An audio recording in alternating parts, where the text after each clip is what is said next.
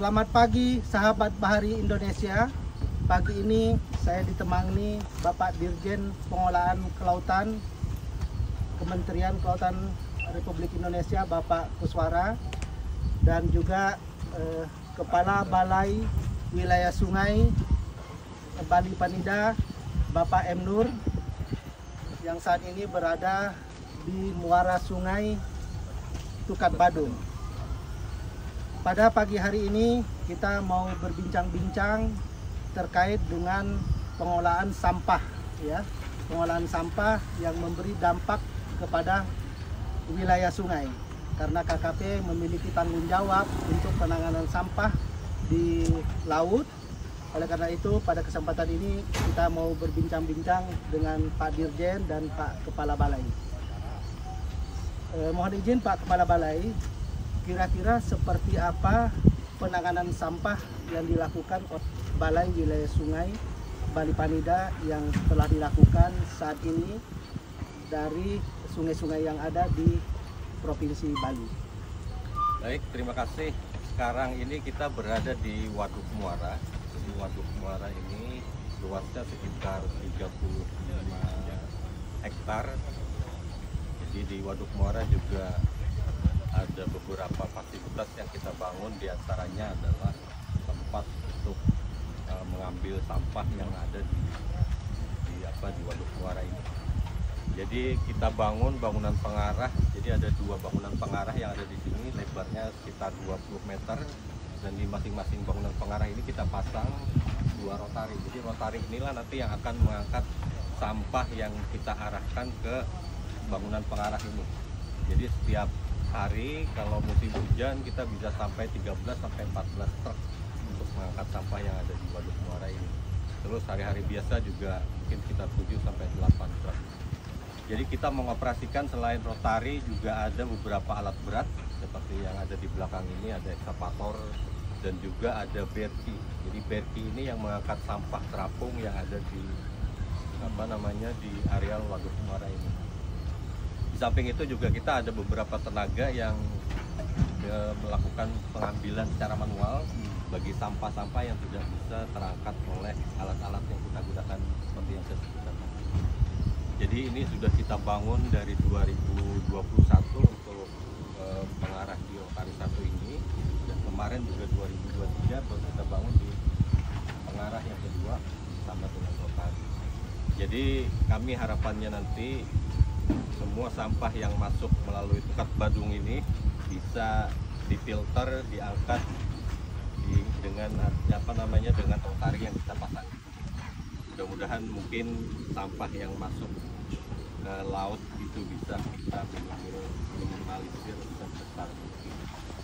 Jadi mungkin itu Pak dari kami. Baik Pak Kepala Balai, jadi dari pengalaman yang ada di sini, di Bali ini kan banyak sungai-sungai, Kepala.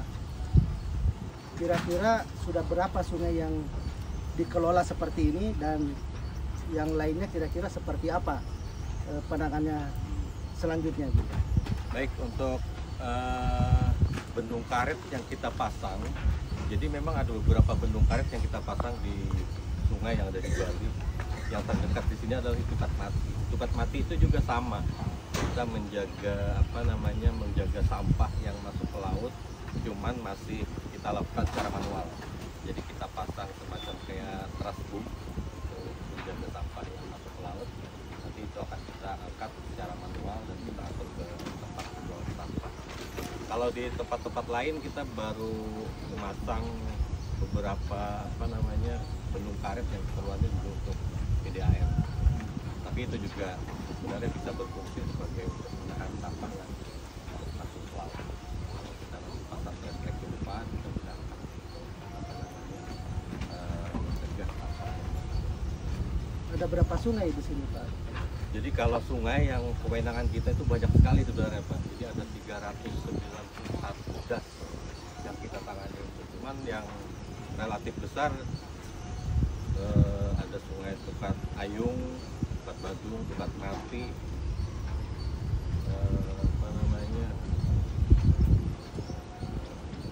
Tukat Tunda. Kalau Tukat Tunda lumayan besar. Cuma di Tukat Tunda itu kita tidak ada memasang apa namanya seperti ini karena arusnya cukup kuat Pak. Kalau di Tukat Tunda itu kita hanya memasang beberapa apa namanya check dam mencegah apa sedimentasi. Jadi masih banyak sungai-sungai yang Ya, perlu tapi kalau yang sungai-sungai tempat lain tidak relatif seperti sungai Tukat Badung dan Tukat Mati Pak, karena Tukat Badung dan Tukat Mati ini kan dia melewati perkotaan jadi sampah. lebih Kalau banyak. kita bandingkan seperti di Tukat Tunda tidak terlalu banyak sampah seperti di Tukat Mati di Badung ini. Jadi yang prioritas sudah ditangani. yang melewati perkotaan jadi yang biasanya banyak sampah. Kira-kira apa kendala Pak di dalam apa namanya memproses sampah ini? Jadi kalau kami di sini untuk pembuangan sampahnya itu Pak, karena setelah kami angkat kami perlu tempat untuk apa namanya disposal sampahnya itu, sedangkan areal yang kita punya cukup terbatas. Jadi kita tidak bisa angkut langsung keluar karena masih basah, harusnya di jalan masih bisa. Baik Pak Kepala Balai, ini menarik sekali best practice di lapangan. Ternyata masih banyak kendala-kendala ya yang dihadapi untuk mengelola sampah ini dari hulu hingga ke hilir. Tadi salah satu contohnya adalah tempat sampah ya Pak, penumpukan sampah sementara di sini. Kemudian yang kedua tadi masih banyak sungai-sungai yang memang juga menyumbang sampah walaupun tidak terlalu banyak melalui perkotaan, tetapi juga berkontribusi terhadap sampah di laut. Mungkin Pak Dirjen, kira-kira bagaimana nih strategi kolaborasi KKP untuk menangani sampah laut ini dikaitkan dengan wilayah-wilayah sungai yang menyumbang sampah? Kira-kira strategi apa kira-kira yang harus kita benahi ke depan Pak Dirjen dalam rangka kolaborasi RPJM itu sampah laut itu bebas. Silakan Pak Dirjen Pengolahan Kelautan, Kementerian Kelautan dan Perikanan, Pak Kuasa, kami persilakan. Ya, baik, terima kasih. Sahabat Bahari, ini gambaran lagi ya. Setelah kita kemarin bertanya kepada teman-teman yang mengangkut sampah dengan cara swadaya kemarin.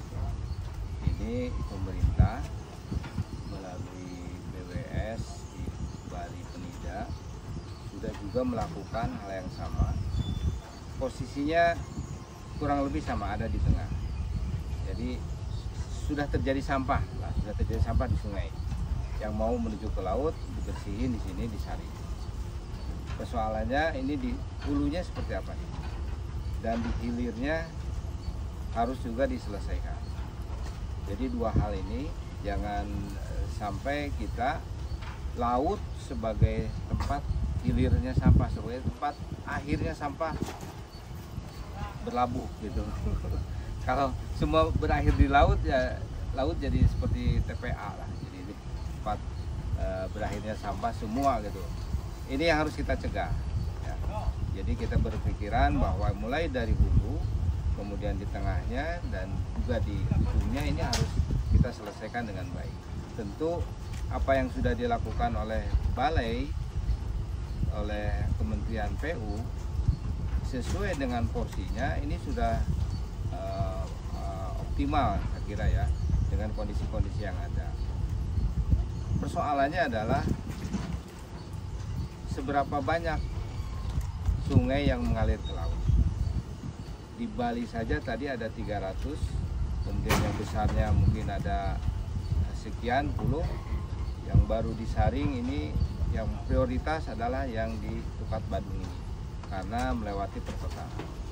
Nah, sungai-sungai melewati perkotaan saya kira di seluruh Indonesia ini banyak sekali.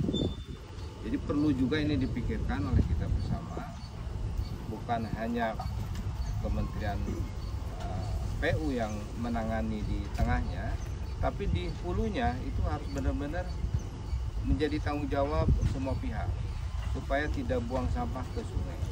Sampah harus diolah di tempat. Kalau tidak begitu sampai kapanpun ya pemerintah akan kerepotan dan tidak akan selesai, sampahnya akan datang terus. Ini adalah kegiatan yang tidak akan pernah berakhir gitulah kalau tidak diselesaikan dari hulu ke hilir. Dengan volume yang ada, saya kira tadi ada 8, kemudian ada sampai dengan 14 truk per hari. Ya, ini menunjukkan bahwa volume yang masuk ke sungai dan akhirnya ke laut ini menunjukkan jumlah yang sangat besar. Apabila kita ini dikalikan dengan seberapa banyak sungai yang ada dan seberapa banyak seluruh Indonesia sampah yang masuk ke laut. Jadi ini menunjukkan bahwa benar-benar kita Pak Direktur ya, Pak Balai, upaya kita itu harus benar tersinkronisasi, terkolaborasi dengan baik dengan semua pihak.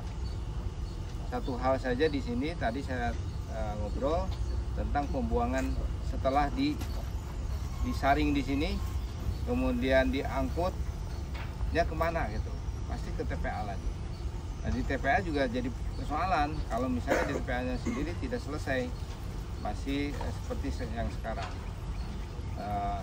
Upaya-upaya di TPA juga sudah dilakukan oleh semua pihak ya, dengan membuat waste to energy dan sebagainya. Nah, mudah-mudahan ini di hilirnya juga selesai Pak di TPA itu, karena sampai sekarang ini masih maju mundur nih tentang pengolahan sampah di hilir ini. Harus bersama-sama terintegrasi, terkolaborasikan. Kita berharap memang Pak Direktur ya 2029 laut itu sudah benar-benar bebas sampah. Dan ini tidak bisa dilakukan oleh KKP karena kita ada di ujung di hilir.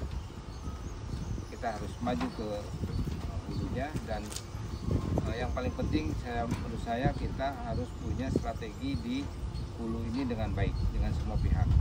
Jadi para stakeholder, para pengusaha, hotel, restoran, rumah tangga ini tidak lagi membuang sampah ke sungai, tapi juga dilakukan oleh tempatnya masing-masing. Nah, itu yang paling penting. Baik, menarik sekali sahabat Bahari seluruh Indonesia. Tadi best practice yang dilakukan di Bali ini itu sudah tertangani di tengah. Ya, tengah. Tapi di hulu dan hilir itu masih perlu dikolaborasikan dan diintegrasikan. Yang seperti Pak Dirjen sampaikan tadi. Sahabat Bahari seluruh Indonesia, saat ini kita di Bali, kita perbincangkan tentang pengolahan sampah laut ke depan. Mudah-mudahan best practice ini bisa menghasilkan gagasan kebijakan. Dan ini juga yang harus dipahami oleh semua ya, sahabat Bahari juga. Apabila kita ini AB terhadap laut dengan tetap membuang sampah ke sungai, semua pihak gitu ya, ini pada ujungnya bencananya akan balik lagi ke kita ya, karena plastik dan sampah yang masuk ke laut itu akan dikonsumsi oleh habitat yang ada di laut, dan laut itu kan sumber penghidupan bagi kita. Ada mikroplastik dan sebagainya yang masuk ke ikan balik lagi ke kita, dimakan lagi oleh kita nanti plastiknya. Itu yang disebut dengan apa kalau di Bali karma ya. Ya kalau kita nggak disiplin terhadap itu ya balik lagi ke kita kesalahannya, polusinya balik lagi ke kita. Ya. Baik, Pak Dirjen, menarik sekali tadi gagasan-gagasan ya, dan terakhir ditambahkan dampak atau pentingnya ya penanganan sampah plastik ini supaya jangan masuk ke sungai, karena dampaknya luar biasa tadi yang seperti Pak Dirjen sampaikan, itu akan balik ke kita ya, terutama terhadap biota-biota ikan-ikan yang kita konsumsi mengandung bioplastik ya, bioplastik dan yang berdampak terhadap kesehatan.